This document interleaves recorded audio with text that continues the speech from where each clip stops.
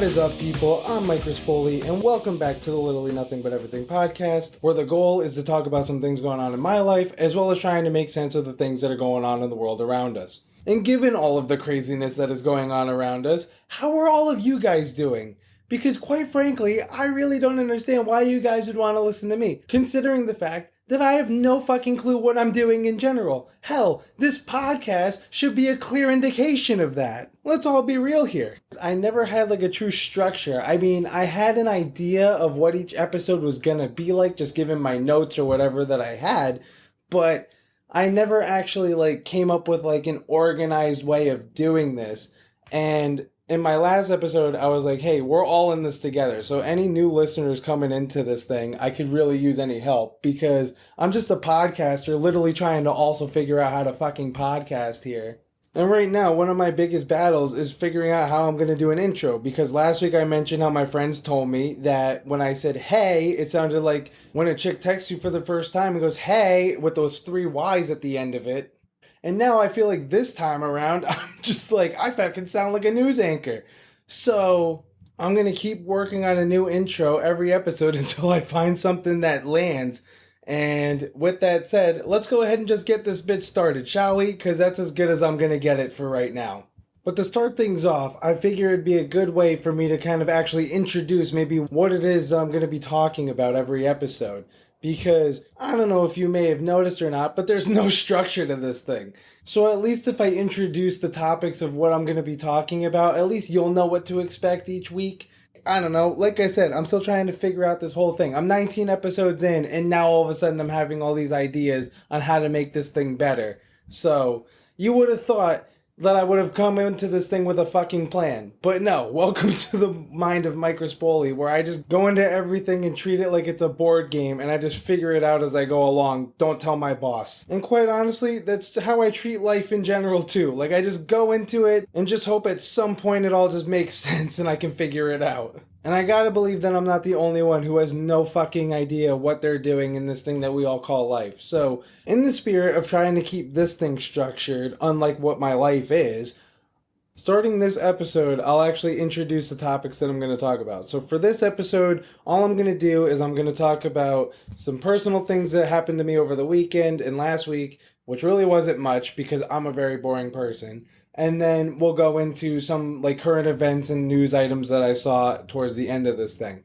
So first things first with what's going on in my life. I don't know if you guys can hear it, but I might sound a little hoarse. And I noticed that I actually had some issues with my throat on Tuesday. It just felt so fucking sore. I don't know what it was. I'm thinking it was just allergies, but as the week has gone on, my throat has gotten a little bit better. But I actually tried to record this yesterday, which yesterday was Sunday. I'm doing this on a Monday night now. I'm just re-recording the whole thing because I just hated the way that it sounded initially. Like, honestly, if you think I sound bad now, holy shit, you should have heard me yesterday. Actually, what's crazy is on Sunday morning, my friend calls me up and he tells me that he proposed to his girlfriend. And I was just like, holy shit, dude, congrats. And then he just goes, instead of it being about him, he was just like, dude, what the fuck is wrong with your voice?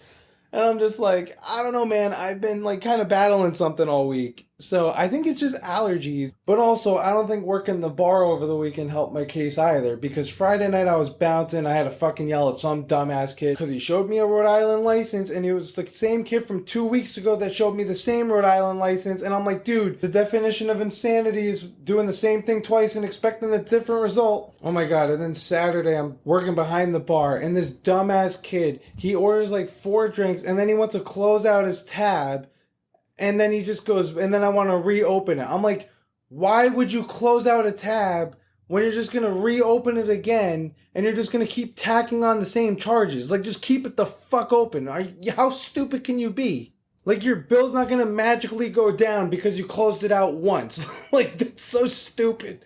Like, truly, unless you've worked in the service industry, you really do not know the lengths of how stupid people can get. It honestly is just like that question of like, are you always this stupid or are you trying really hard today? But alright, going back to my friend, and something that you guys might have noticed is I never give names out on this thing.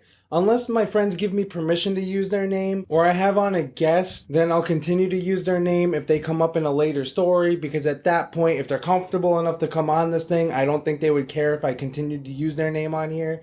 Plus, also, you guys will have context as to who the person is that I'm talking about, so then maybe some of these stories might start making more sense when I start, talking about other shit. But alright, so my friend ends up proposing to his girlfriend over the weekend. And I just thought it was funny because she had known that he was going to propose already. From my understanding, she was also the one who picked out the ring. So she definitely knew that he was going to propose. So I think his big dilemma was, how am I going to do it where this is still a surprise? And I had to ask how he did it, because I'm also like, how the hell did you do it without her knowing? And he just goes, oh yeah, I just asked her while she was coming out of the shower. So I'm just like, oh, you fucking Norman Bates'd her, huh? I feel like you're kind of riding that line between shock value and scare, because isn't everybody's fucking worst nightmare when you pull over that curtain when you're coming out of the shower and you just see somebody standing there like, hey? So I gotta give him props. Proposing when somebody's coming out of the shower, definitely not something that you would expect. But I'm just glad she didn't, mistake him for an intruder and just fucking smack the shit out of him. And it's just funny because I've seen now how my friend proposed to his, now fiance, and how it was actually done in almost a very similar way as to how my sister was proposed to by her husband. And it's just a really good thing that in both cases, neither one was taken in the wrong context. And my sister doesn't listen to this, so I can tell you the story. Now, it didn't involve a shower, but it's only in the sense of, how the proposal was constructed. Because the way that my sister's husband proposed was when they were in the middle of doing laundry, and he put the ring in one of the socks, and he was just like, hey, I think you should fold that sock. And she's like, no, I don't want to fucking fold that sock. Why am I going to fold that sock? And he's like, well, I really think you should fold that sock. And she's like, I don't want to fucking fold the sock. So he ended up being like, I think you should fold that sock. So she's like, fine. She grabs the sock. She finds the ring. And she was like, oh my God. But I'm like, dude, that could have been 5 minutes from a massive argument. Could you imagine if my sister took it the wrong way, where she was just like, you don't fucking tell me to fold socks. You don't fucking tell me what to do. I can only imagine if that had gone, to shit. And then it's just like, no, I'm trying to propose. Oh my God. But to my friend, I'm really excited for you. I'm so happy for you. And I'm even more excited at the fact that you asked me to be your best man. I really appreciate you. It's honestly, for how long I've known you, it's such an honor for me to do it for you, and I'm really excited to plan the big bachelor party.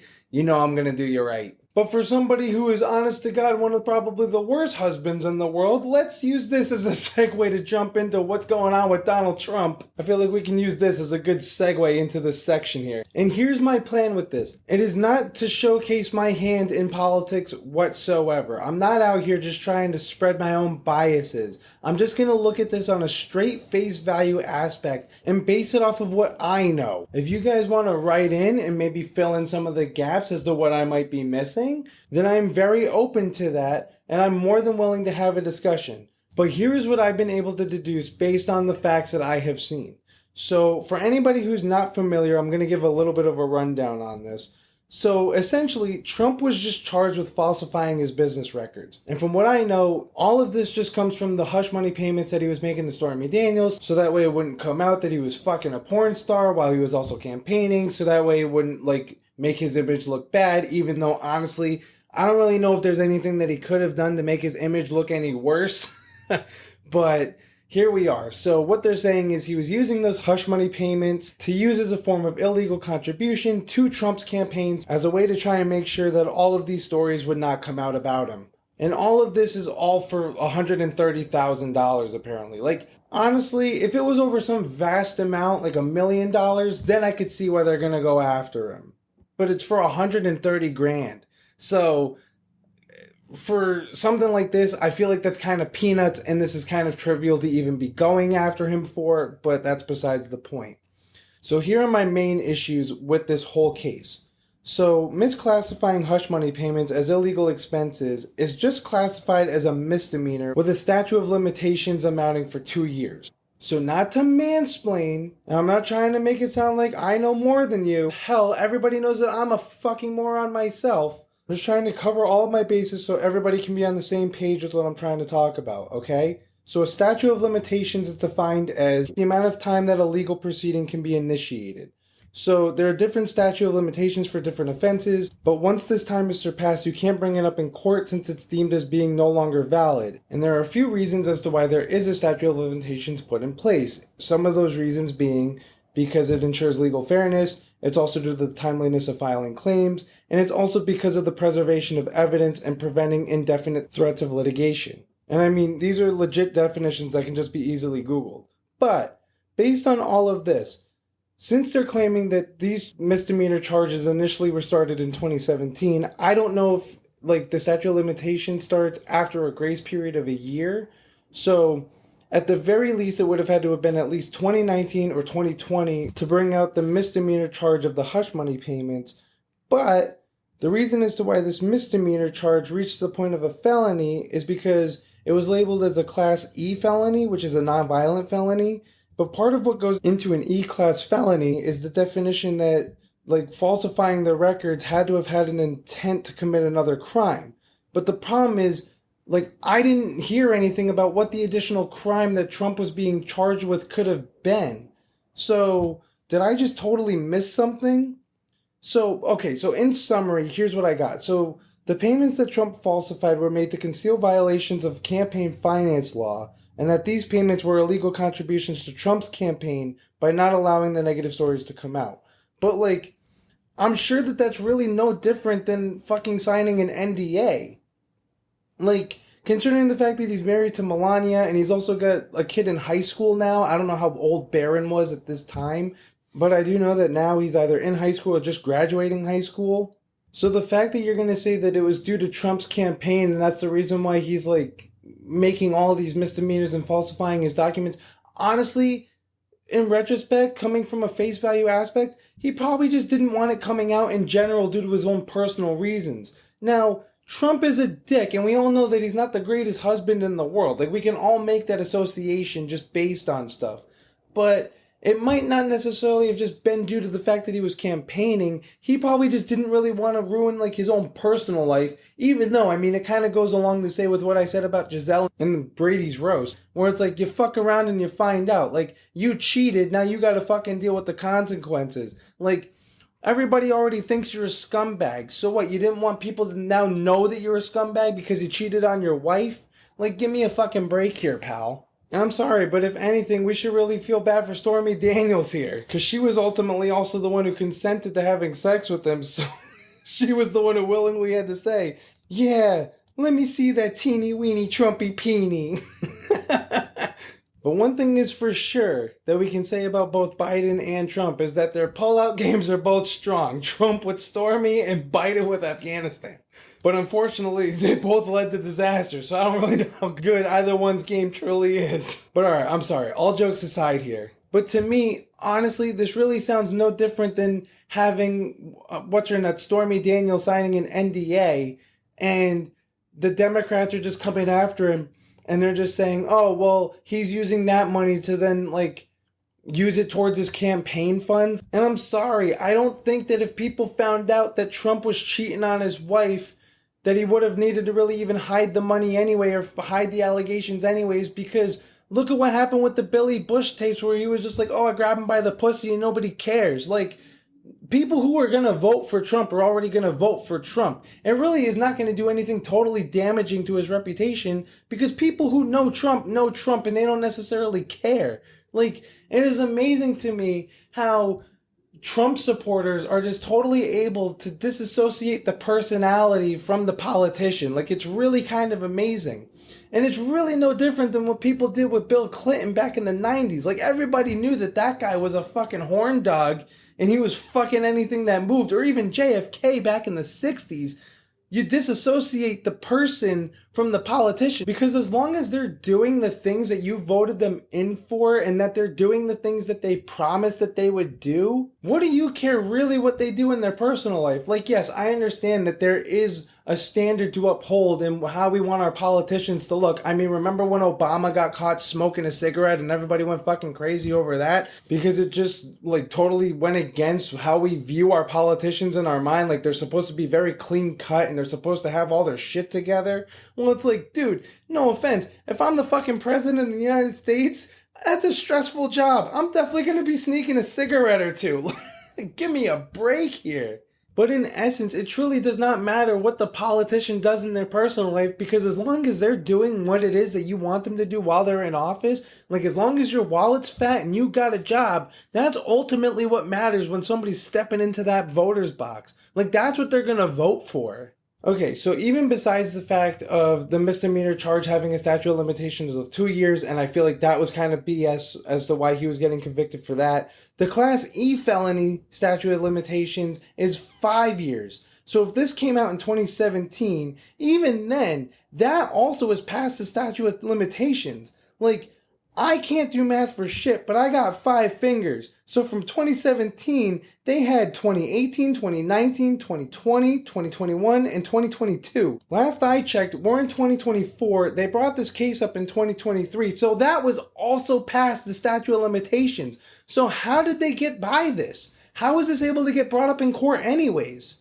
So let me get this straight. We've got a misdemeanor charge that was past the statute of limitations that was turned into a felony charge that is also past the statute of limitations against the possible next president who wears a red tie, and the case was tried in one of the bluest counties, not only in New York, but in the United States as a whole. Okay, so first of all, can we talk about the fact that there's a reason as to why you do not charge politicians in general? Like, there's a reason why Hillary was not charged with that whole email scandal. And it's because you're never going to have a jury of your peers as a politician. Because every politician and every person has their own biases. And especially the fact that you're going to do a case like this in a blue state against a red politician. So it really does kind of seem like you're just going after your opponents and you're just trying to get a conviction for somebody that you're afraid of and who you fear is going to take you out of power. Like, we're not charging Trump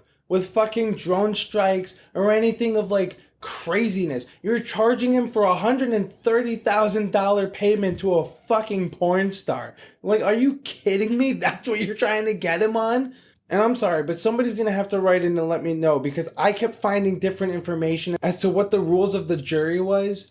So I don't really know what was going on, but from what I read, and this is the controversy of the jury, is that the judge changed the rules where the jury had to unanimously agree on a guilty verdict. That's standard. That's a very standard practice. That's not the issue.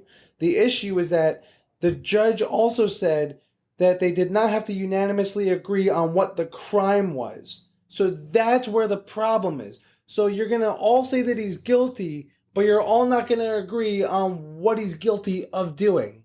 Does nobody see where the problem in that might be? And again, I read that that might be like false facts or whatever. So if somebody knows anything about that, if it's true or not, you're going to have to let me know.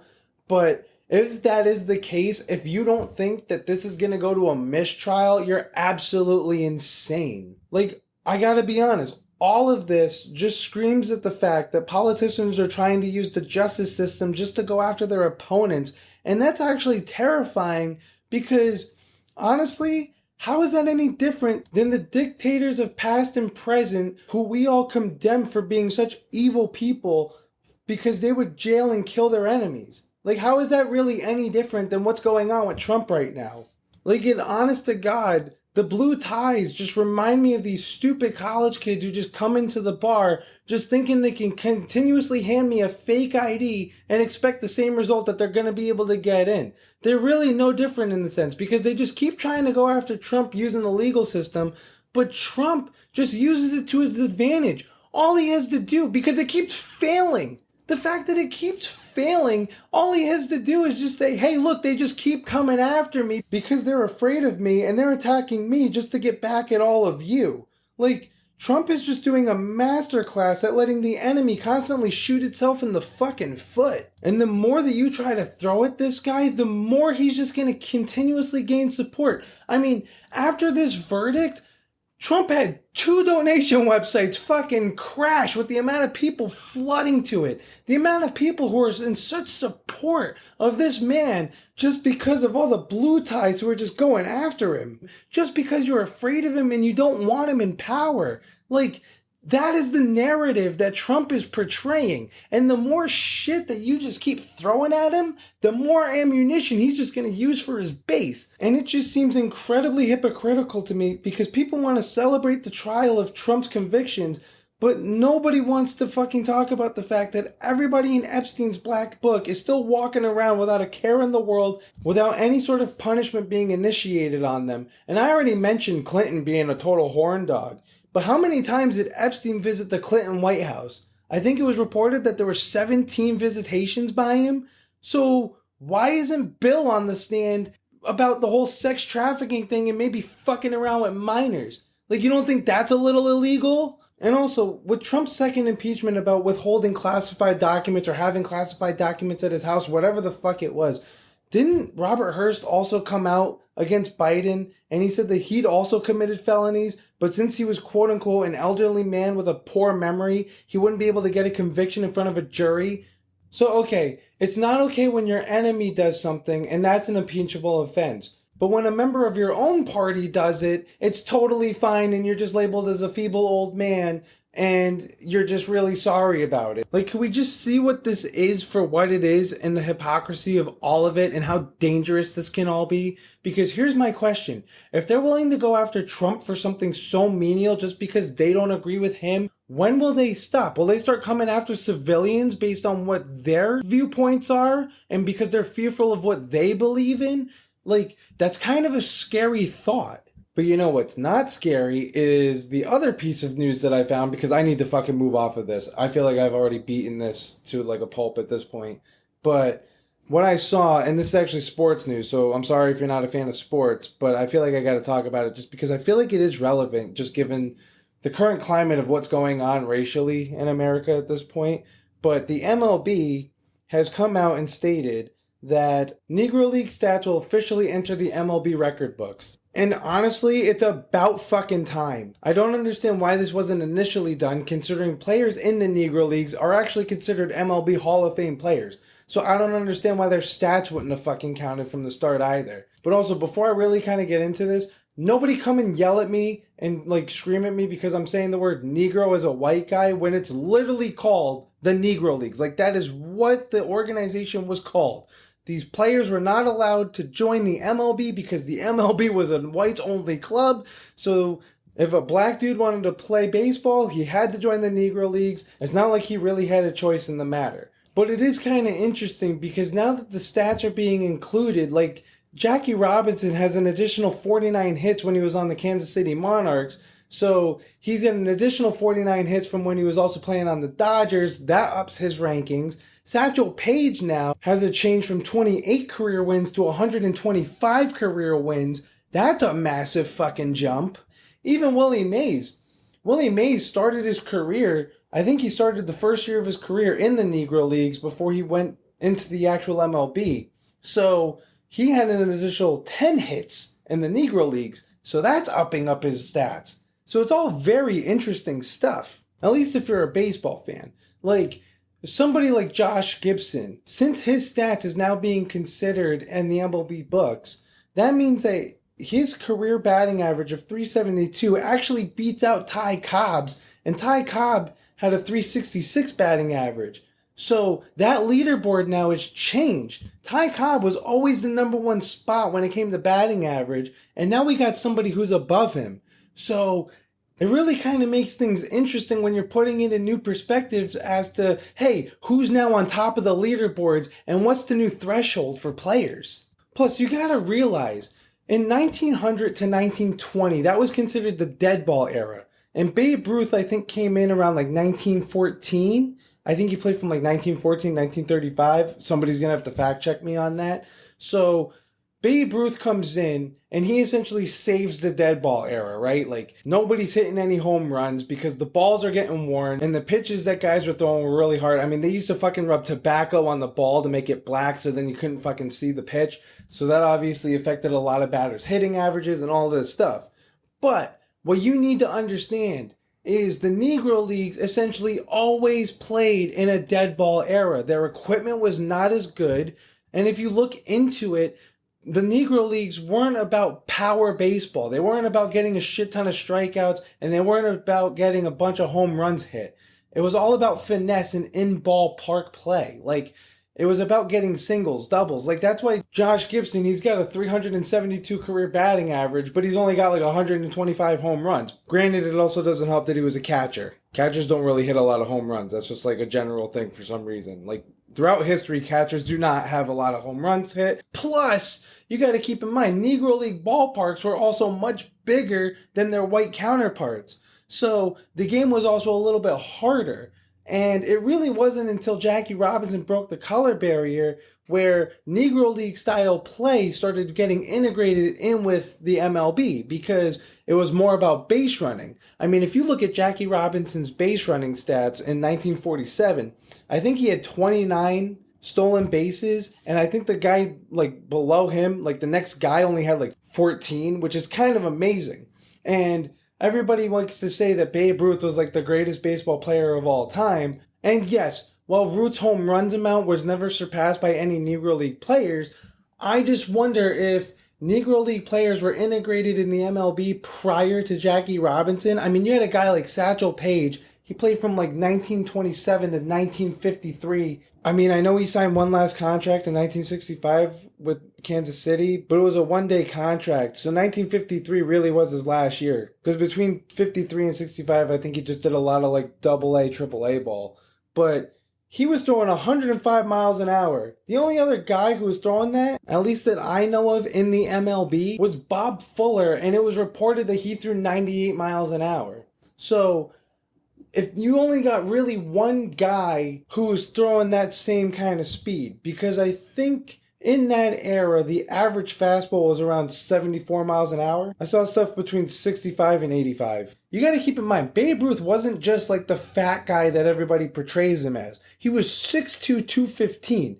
That's a monster of a human being, even by today's standards. Like, that's a pretty in-shape guy. And to put it in perspective, he actually had 5 seasons where he stole 10 or more bases, so the dude really wasn't even that out of shape. Towards the tail end of his career is when he got really fat, but it really kind of puts it in perspective for me now, looking at all these like Negro League player stats and how they're incorporated, and it really makes me think, like, are Babe Ruth's numbers, I don't want to say they're inflated, but are they a little exaggerated maybe for the amount of talent that he could have been playing against? Like, do you think if he has 105-mile heaters coming at him that he would be hitting 714 home runs in his career?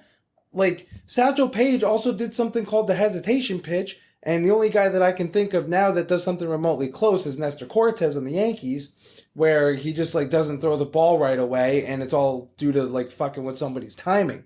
But would Babe Ruth's stats be nearly as good as they are if he was playing against his black counterparts? That's all I'm asking. I truly just think it's something to think about, and I think we just overinflate Babe Ruth just because of the caliber of player that he was, the amazing stats that he was able to put up, but I don't think we put it into account of who he also could have been playing against. And honestly, I just think it's a fantastic thing that they actually are counting these stats from these players. Like, it truly is not their fault that they were not physically allowed to play just due to the color of their skin. So why should they get penalized in the record books for that? So I really am in agreement that these stats should count, and I'm really happy that they're doing it. But all right, since we're talking about some sports, it was unfortunate to see the Rangers out, but at least the Yankees seem to be doing pretty well, and Judge is on a fucking tear right now. So let's hope he stays healthy and then he continues to keep going. I mean, for all we know, he could potentially be on another record watch. That would be fucking cool to see. And with that, I feel like that's a good spot to leave this. So I'll leave you on that note, everybody. I feel like we covered a lot this week. So if you liked what you heard, please share this with a friend. Don't forget to give me that follow. If you'd be so kind, write me up a review. And I would really appreciate it if you also gave me that 5-star rating. And if you want to reach out and discuss anything that I've talked about in this episode, feel free to reach out to me at lmbemedia@gmail.com. All right, guys, I hope you all have a fantastic week, and I'll catch up with you next Tuesday.